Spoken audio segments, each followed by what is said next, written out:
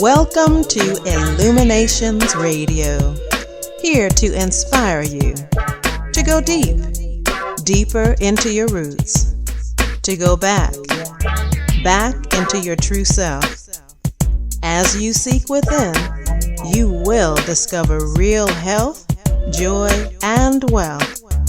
As you travel through space-time of your own heart-mind, you will come to recognize you, and only you as master, knowing that deep within your soul lies every attained goal.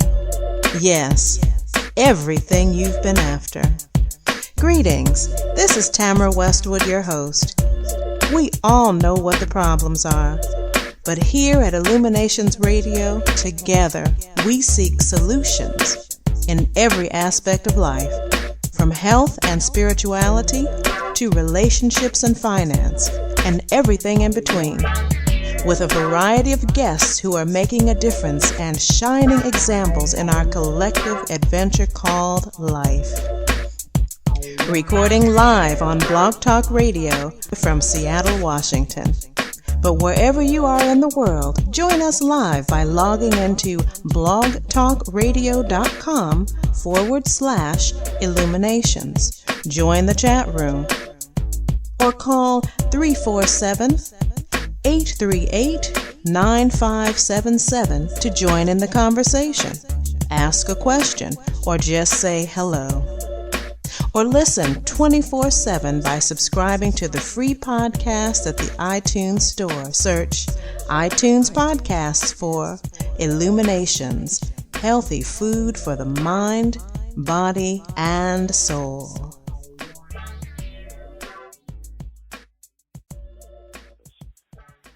It does seem to always go back to money, doesn't it, and finance, people doing what's best for themselves.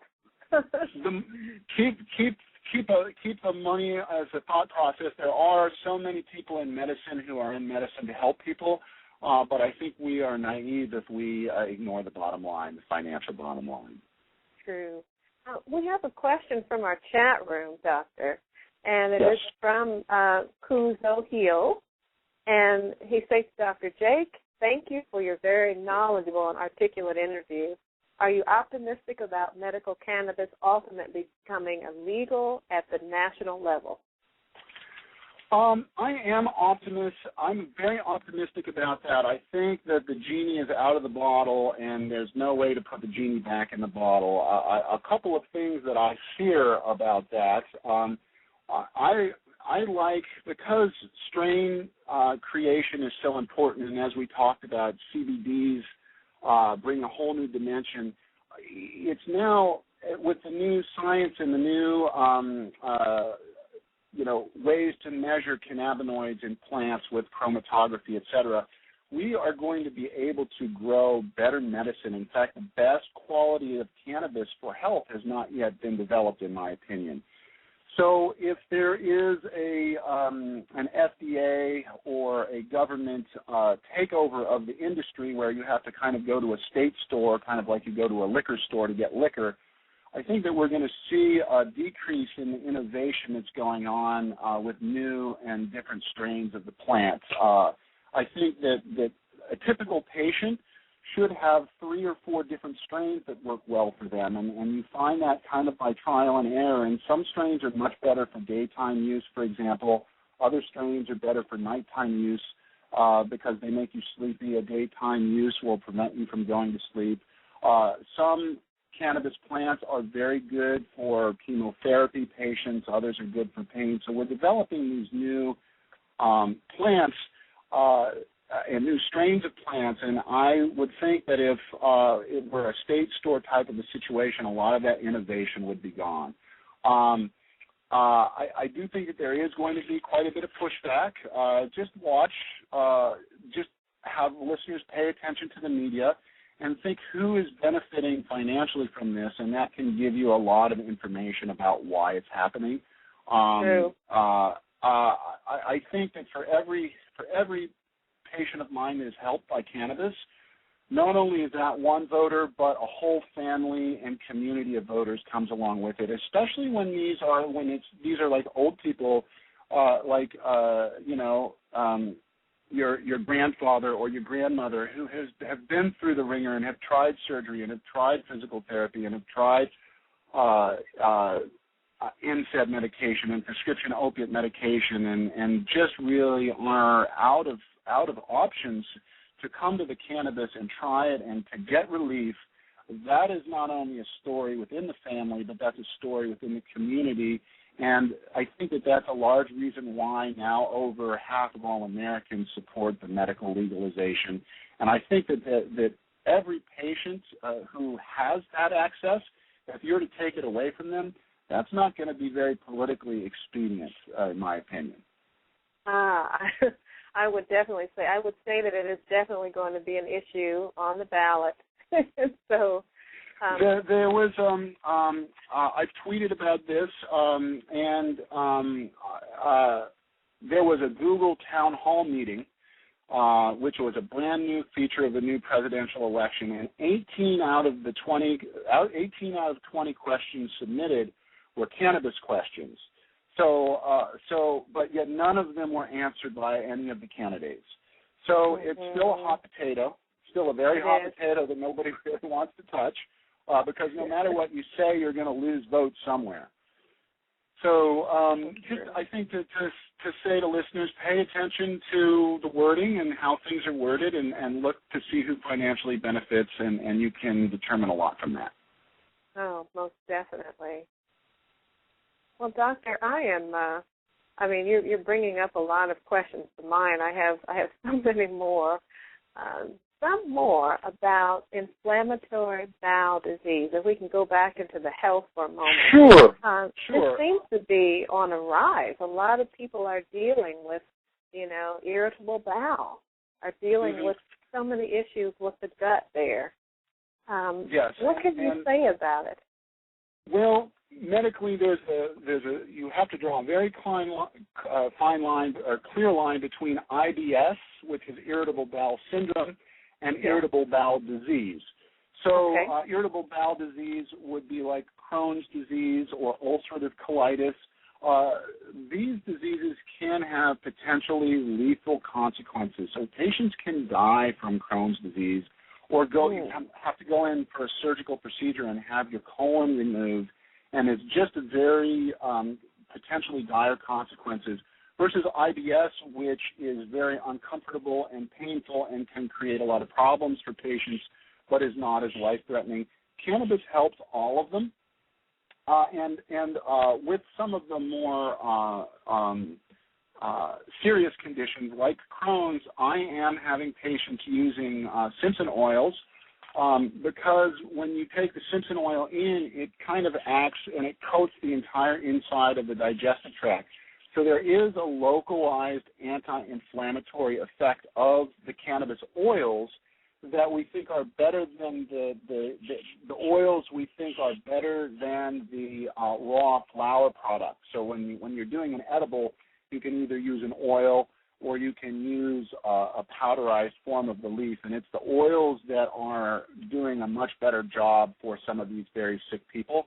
Also, for all of those symptoms, a lot of them come with nausea and vomiting. We know cannabis is good for that.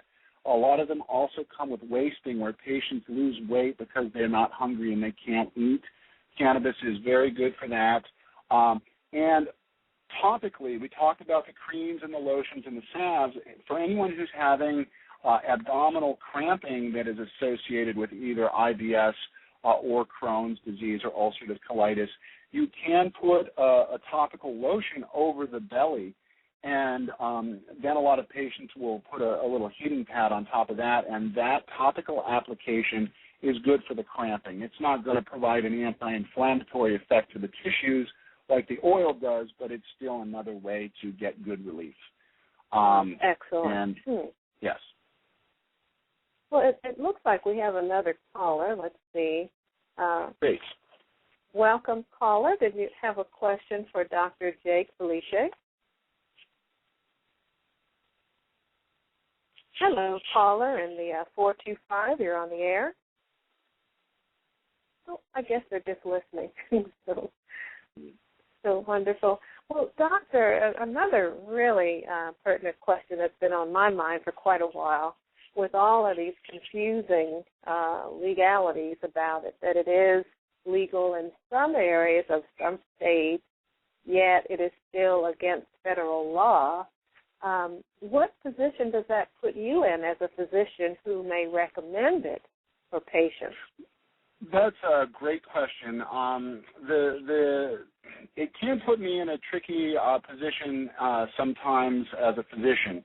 The law is the federal law is quite clear, and the state law is quite clear, so that as a physician, I can steer clear of violating both federal and state laws.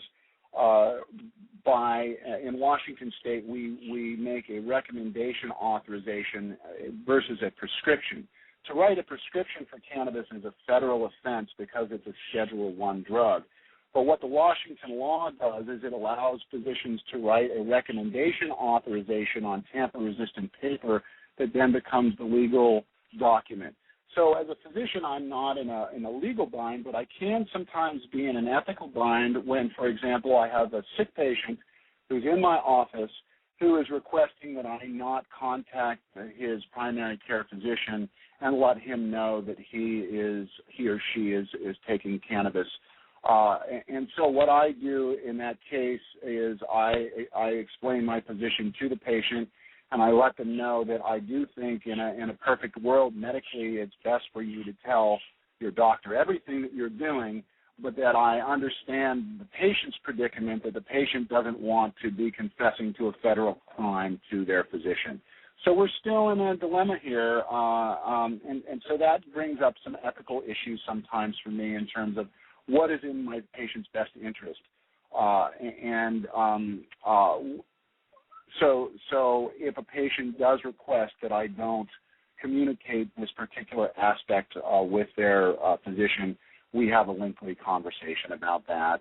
And then in my clinic, I do have patients sign a waiver form just so that we can be clear that what conversation we have had. And I really don't like to do that. I would rather honestly have it be fully legal. It's still going to be a good medicine, whether it's legal or illegal.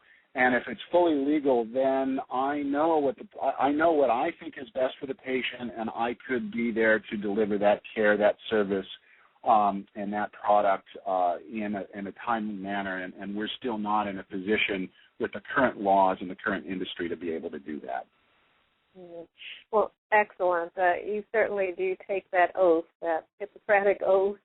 The patient comes do no harm. Yes. Do no harm, and that's beautiful.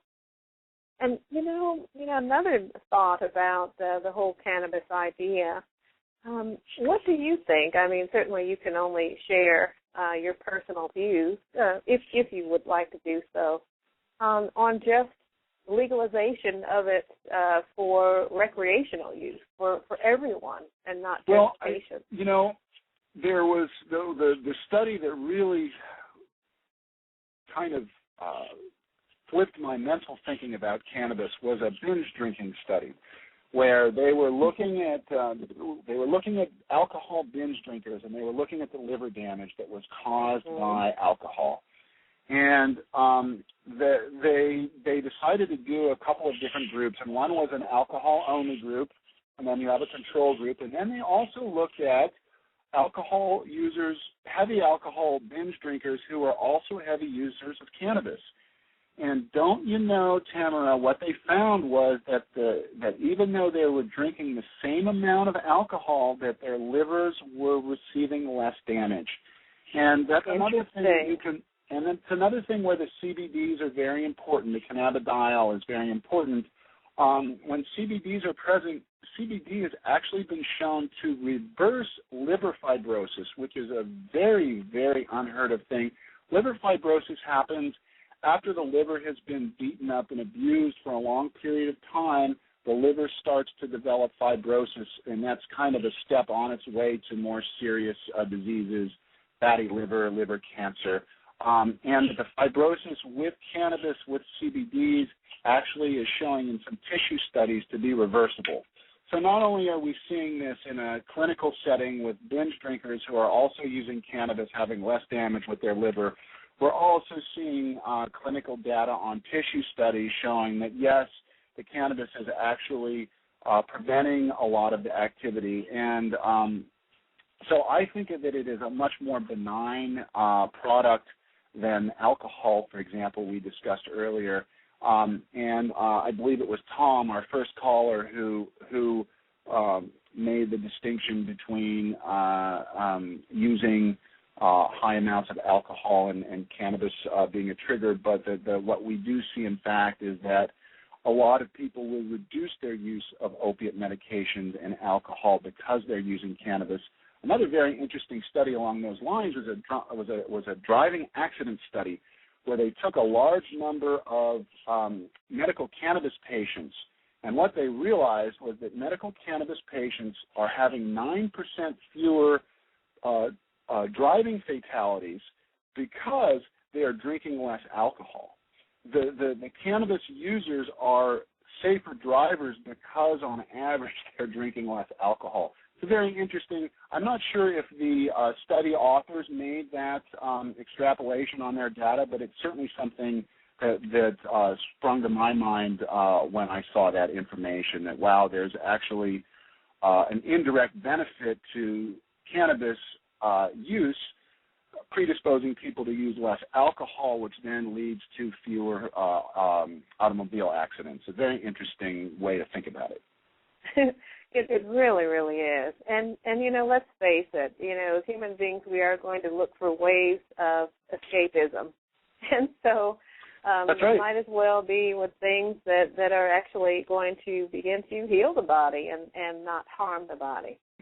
Absolutely, Tamara. And there's a whole field of addiction treatment called harm reduction, where and it's based more on the European model, whereas our American model is based to a large degree on abstinence. But the idea of switching one harmful substance to a different, less harmful substance is a step forward.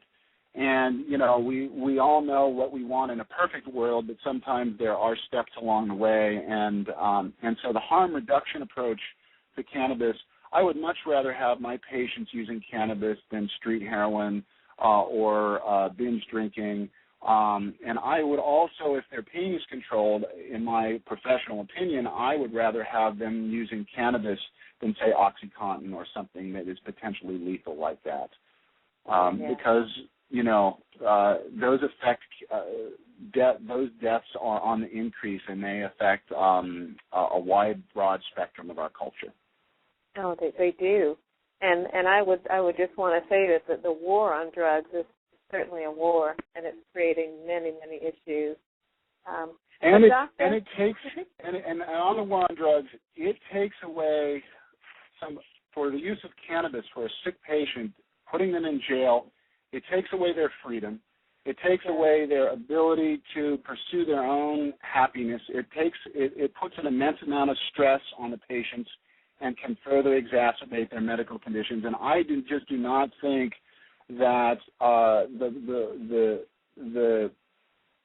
immense expense that we are putting to destroy people's lives is benefiting our culture, and that I think that we could do this in a much more intelligent, compassionate way that helps everybody. Oh, most certainly. Well, again, I thank you so much for joining us, Dr. Jake Felice. My pleasure. It was absolutely enjoyable. The hour went by so quickly. I would be so happy if you'd like to do this again some other time, Tamara. I would love to. I would love to. But before we let you go, I just want you to share information, contact information, blog information, information about any classes that you might teach for our listeners. For all of that information, you can access my website, drjakefelice.com. There should be a link on the Illumination site. You can also Google search me, Jake Felice. I am in private practice, and I in Seattle, Washington, and I do work at Cascadia Natural Health. I'm up there on Tuesdays and once a month on the weekends. So if patients or listeners have questions, you can contact me through my website. And I very much like to have dialogue. Feel free to make comments. I will be doing medicinal herb walk classes that are not cannabis related, which you can see posted on my website. And I just encourage everybody. There are a lot of good videos and a lot of good information and a lot of links to other areas. That's drjakefelice.com. Oh, excellent, excellent. I thank everyone who joined us in the chat room. I thank everyone who called in, Tom, our listener. Just peace and blessings, and take excellent care of your health. Remember, Illuminations, healthy food for the mind, body, and soul.